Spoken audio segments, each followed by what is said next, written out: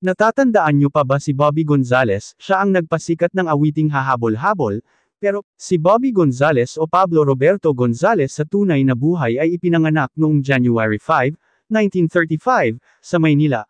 Pang-apat siya sa 8 magkakapatid. Nag-aral siya sa University of the East, sa kursong Commerce, hanggang 3 taon lang siya dito, dahil nagsimula na itong magtanghal sa mga stage show, bilang magaling na mga awit. Si Bobby ay sumabak na sa mga pelikula noong dekada 1950. Siya ay malimit gumawa ng pelikula sa kanyang estudyong Premiere Productions. Nagawa pa rin nina Bobby at Diomedes na magsisiksikan sa mga pelikula kasama si Diomedes na gumagawa ng isang serye ng mga pelikula para sa LVN Pictures. Sa bahagi ni Bobby Gonzales, nagkaroon siya ng pribilehiyo na makasama si Fernando Poe Jr., bilang bahagi ng sikat na dekada, 1950, teenage group na Low Waist Gang kasama sina Zoldy Shornac at Boy Santa Romana. Kabilang sa kanyang mga pelikula ay ang 1951, Sonny Boy. 1956, Low Waist Gang. 1957, Bakasyon Grande. 1958, Mga Liham ni Tia Deli. 1962, Santa Clara Pinong-Pino. 1965, Tito Robin Hood. 1966, Manila Hullabaloo. 1967, P.S. Mahal Kita. 1969, Obladi Oblada. 1970, Gawin Natin ang Las Vegas Way, at ang kanyang kahuli-hulihang pelikula ay ang Romansa, noong 1979, na pinagbibidahan nina Vilma Santos at Edo Manzano. Nang maglaon, lumipat si Bobby at ang iba pang grupo sa Manila Grand Opera House at nakatagpo ng katulad na tagumpay doon. Ngunit noong unang bahagi ng dekada 1960, umalis sandali si Bobby at ang iba pang Clover Theater Gang sa local showbiz scene at pumunta sa Amerika.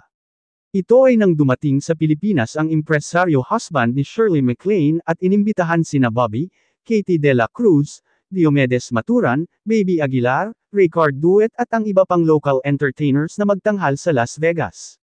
Noong 1958, nagsimula siyang magsapleka at naging hit ang kanyang inawit na, Inday ng Buhay Ko, at nagpatuloy pa ang kanyang swerte hanggang nagkaroon na naman siya ng isang awiting, kinahamalingang kantahin ng tao noong maagang dekada 1970, ang Sali Dumay, na mula naman sa kumpanyang pang-record label Plaka Pilipino.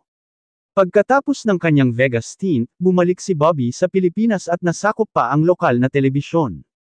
Ito ay noong 1967. Si Pancho Magalona noon ay pumapasok sa politika at kailangang umalis sa kanyang pang-araw-araw na pugiling bilang pangunahing host ng Magandang Tanghali, sa lumang ABS-CBN Channel 3. Si Bobby ay kinuha para maging kapalit ni Pancho Magalona. Si Pancho Magalona, hindi lang siya natalo sa halalan na tumakbo bilang gobernador ng Rizal, ngunit hindi na rin nakabalik sa dati niyang hosting job. Napagpasyahan ng ABS-CBN na bahagyang i-reformat ang Magandang Tanghali, binago ang pamagat nito sa Bigay Hilig, ngunit pinanatili ang cast nito, kasama si Bobby Gonzales bilang pangunahing host kasama niya sina Kachupoy, Teroy de Guzman at, kalaunan na pasama si Babalo.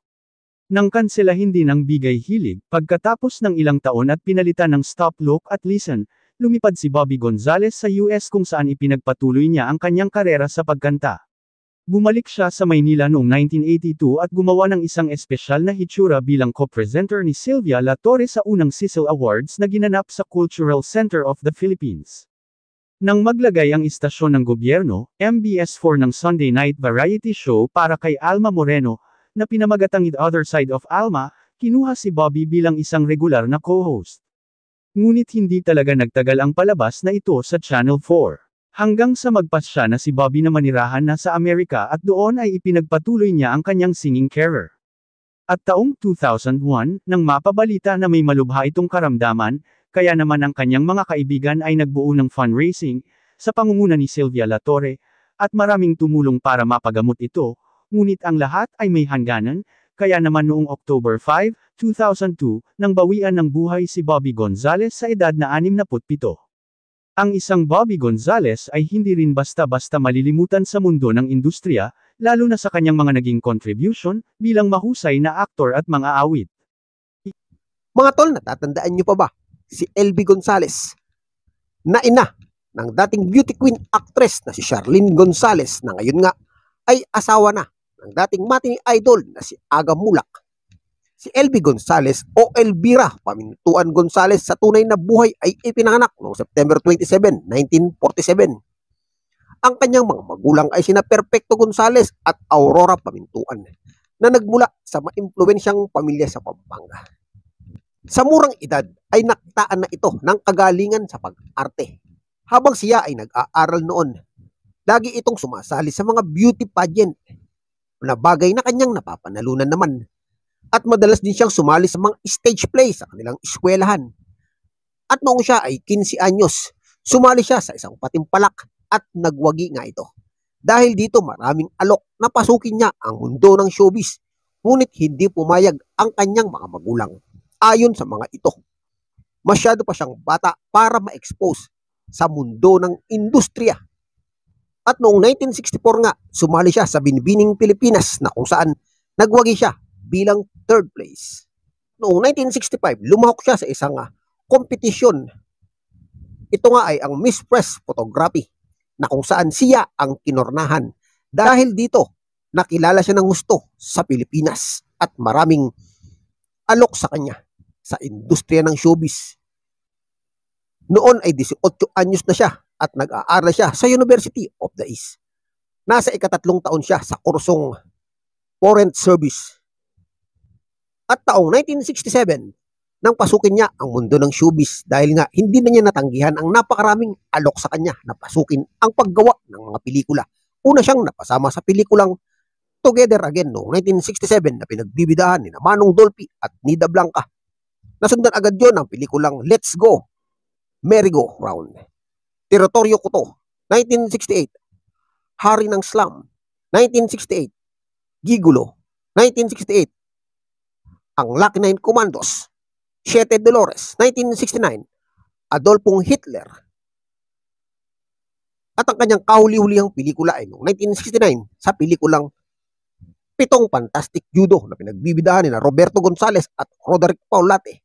Dahil nga sa pagpasok niya sa industriya ng showbiz, nakilala niya ang kanyang nakapangasawa na si Bernard Bonin na kung saan nagkaroon sila ng 2 anak na sina Richard Bonin at Charlene Gonzales. Ngunit ang kanilang pagsasama ay nauwi lang din sa hiwalayan at noong 1972 muling umibig itong si LB Gonzales sa katauhan ni Pepito Vera Perez ng Premier Production. Si Pepito Vera Perez ay ang ama ng dating aktor na si Lander Vera Perez. At tuluyan nang tinalikuran ni LB Gonzales ang mundo ng industriya noon nang mapangasawa niya itong si Pepito Vera Perez at nanirahan sila sa Estados Unidos. Taong 2018 nang sumakabilang buhay itong si Pepito Vera Perez. Sa ngayon nga mga tol, 77 years old na si LB Gonzales at tahimik na namumuhay sa Amerika. Ikaw tol, ano masasabi mo sa naging kwento ng buhay ni LB Gonzales?